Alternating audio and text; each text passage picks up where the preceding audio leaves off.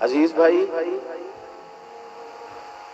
یہ جو حضور کی اولاد پاک ہے نا، نبی پاک علیہ السلام کی شہزادیاں ہیں، بالخصوص سیدہ فاطمہ الزہرا سے حضور کا پیار زیادہ تھا، پھر ان کی اولاد، ان سے نا انسان کا قلبی تعلق جڑا ہوا ہو، ان سے نا انسان کو وارفتگی کی حد تک پیار ہو۔ کچھ چیزوں سے ہم پیار کرتے ہیں نا،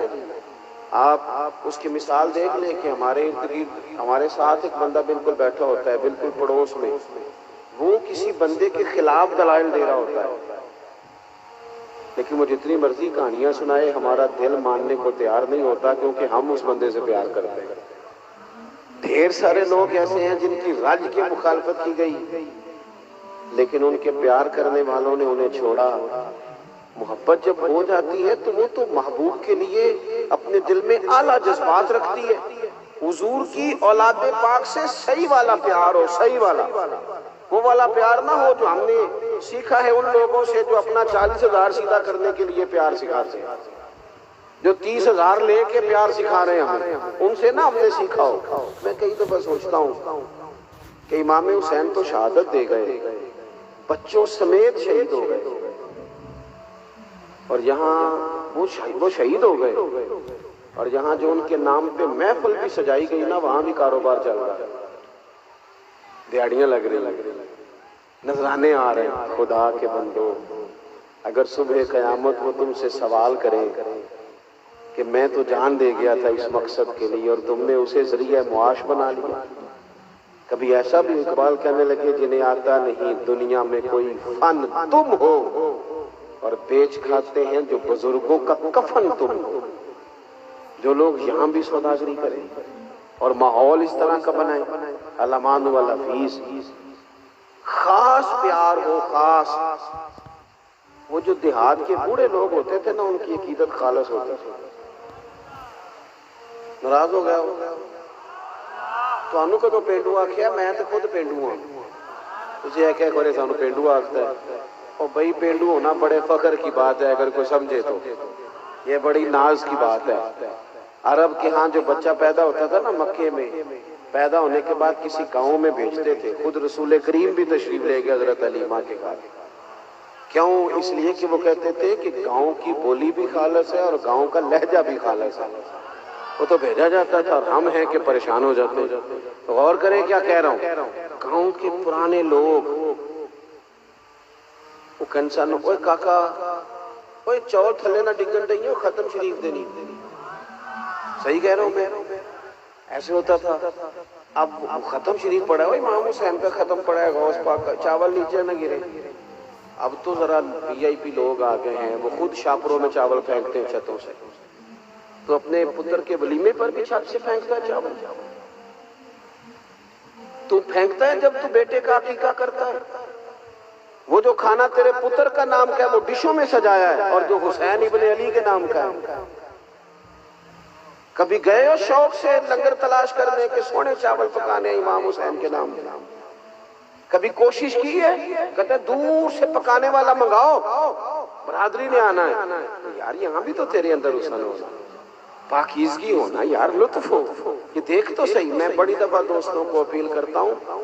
کہ محفلوں میں نا مولوی صاحب کا، پیر صاحب کا، نعت خواں کا اور عوام کا کھانا ایک جیسا کرو، اور انہوں نے کوئی زیادہ مسئلہ ہے نا تو گھر سے کھا کے آ جائیں گے، کیا حرج ہے، ایک جیسا کھانا کرو۔ یہاں بھی تم نے عجیب ماحول بنا دیا ہے، بوٹیاں بوٹیاں تگڑیاں دیا، سادے چول ماڑیاں دے۔ میلاد شریف کا جو دن ہو تو جن غریب گھروں کے اندر سارا سال گوشت سے لڑائی ہوتی ہے، اس گھر کے اندر اگر بچے سارے آ جائیں میلاد کی روٹی کھانے، تو پرات میں چاول ڈال کے، ہو سکتا ہے وہ ابا جو بیچارہ سارا سال گوشت نہیں کھلاتا وہ میلاد والے دن بچوں کو ساتھ لے آئے، اور جب پرات میں چاول ہوں، زیادہ بوٹیاں ہوں، تو ہو سکتا ہے ماڑے دا پتر انہوں پوچھ کے آکھے ابا جی آج خیر ہے، بڑیاں بوٹیاں پہ لبدیاں نے چولائیں۔ ہو سکتا ہے پھر باپ رو ہی پڑے اور کہے پتر آج تو راج کے کھا، آج مدینے والے دا میلاد ہے، آج کھانا لینا تو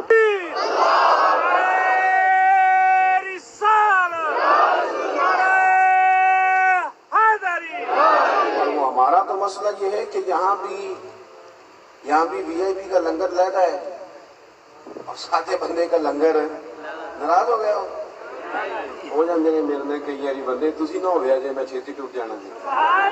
اور کرو کیا بات ہے، تھوڑا سا نا حقیقت پر بھی آئیں آپ، بڑی ہو گئی ہماری وہ جذباتی باتیں، بڑے ہو گئے نعرے، بڑا ہو گیا، کچھ حقیقت بھی تو دیکھیں نا، عوامی مسائل پر بھی تھوڑی توجہ دے نا۔ تو بھائی خاص پیار حضور کی اولاد، خاص، ہر وقت نہیں بندہ روتا، کبھی روتا ہے جب کوئی خاص ہی بات ہو نا۔ حضرت عثمان غنی رضی اللہ تعالیٰ عنہ فرماتے ہیں سارا دن ہی حسن اور حسین مسجد میں رہتے تھے۔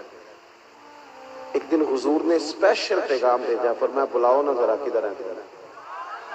تو وہ دور نہیں تھے، وہ ادھر ہی رہتے تھے اور یہیں سے گئے ہیں ابھی۔ محبوب نے بلایا،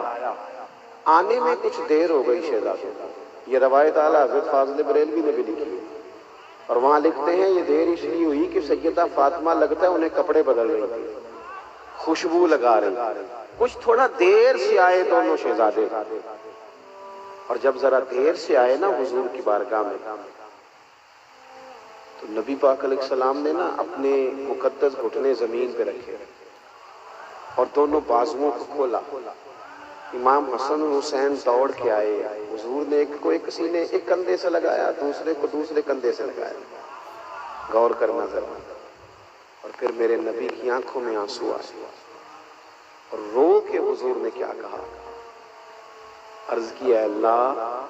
یہ میرے دونوں شہزادے ہیں، یہ میرے پھول ہیں دنیا میں، مالک میں ان دونوں سے محبت کرتا ہوں، تو بھی ان سے محبت فرما۔ اور پھر حضور دعا دینے لگے، کہا اے اللہ جو قیامت تک میرے حسن سے محبت کرے تو ان سب سے بھی محبت فرما۔ ان لوگوں کے ساتھ نبی پاک علیہ السلام نے اپنی قلبی کیفیات اپنی امت کے سامنے رکھی۔ نبی پاک علیہ السلام نے ان سے پیار کر، میں عرض کروں تگڑا بندہ تو ویسے ہی سیاسی جلسوں میں جاتا ہے، اس دن نکلتی ہے جس دن اس نے جانا ہوتا ہے سیاسی جلسے پہ، وہ کسی غریب مریض کے کام تو بالکل نہیں آتی، لیکن کسی سیاسی جلسے میں جانا ہو تو پھر چاہے ٹوٹ بھی جائے پھر خیر ہے، چلو نمبر تو بنے گے نا لیڈر کے سامنے، پھر خیر ہوتی ہے، پھر وہ نکل جاتی ہے۔ امیر آدمی تو ویسے ہی وہ تو نہ میلاد کے جلسوں میں نہ محرم کی محفلوں میں، وہ کہاں ہوتے ہیں، وہ تو سیاسی جلسوں میں جاتے ہیں۔ ہم جو لوگ آتے ہیں درمیانے طبقے کے اور غریب لوگ، ہم بھی اب نا بعض جگہوں پہ بعض تقریروں کو بعض باتوں کو صرف کانوں کا ذائقہ سمجھتے ہیں۔ میں جاتا ہوں محافل میں تو دوست کہتے ہیں آپ نے تو آدھا گھنٹہ تقریر کی، پورا گھنٹہ کرنا چاہیے، تو میں نے کہا میں آپ کو کس نے کہا میں مقرر ہوں، میں تو نصیحت کرتا ہوں۔